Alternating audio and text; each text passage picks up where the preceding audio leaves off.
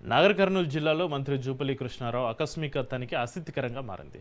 కొల్లాపురం నియోజకవర్గంలోని పెంట్లవెల్లి తహసీల్దార్ కార్యాలయాన్ని ఆకస్మికంగా తనిఖీ చేస్తున్న మంత్రి కార్యాలయంలోని ప్రతి గదిని కూడా పరిశీలించారు. ఈ క్రమంలో టాయిలెట్ అపరిశుభ్రంగా ఉండడాన్ని గమనించి అధికారుల తీర్పున అసంతృప్తి వ్యక్తం చేశారు.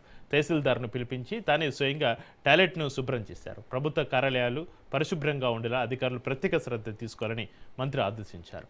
కార్యాలయాలకు వచ్చే ప్రజలకు మెరుగైన సేవలు అందించాలని సూచించారు. మంత్రి ఒక్కసారిగా ఆకస్మిక తనిఖీకి రావడంతో తహసీల్దార్ కార్యాలయ సిబ్బంది ఒక్కసారిగా షాక్కు గురయ్యారు.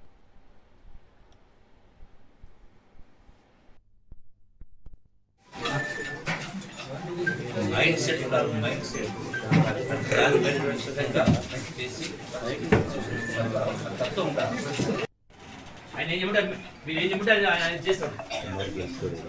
మీరు అయితే స్టాండర్డ్ 1% కదా, రిపేర్ చేస్తాడు. చేంజ్ చేయకుండా చేయండి.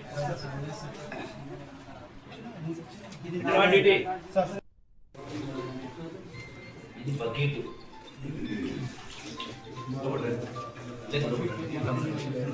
సార్ వాళ్ళు ఏం చేస్తున్నారు సార్ బయట సార్ రండి సార్ పైన నీళ్ళు పడుతుంది.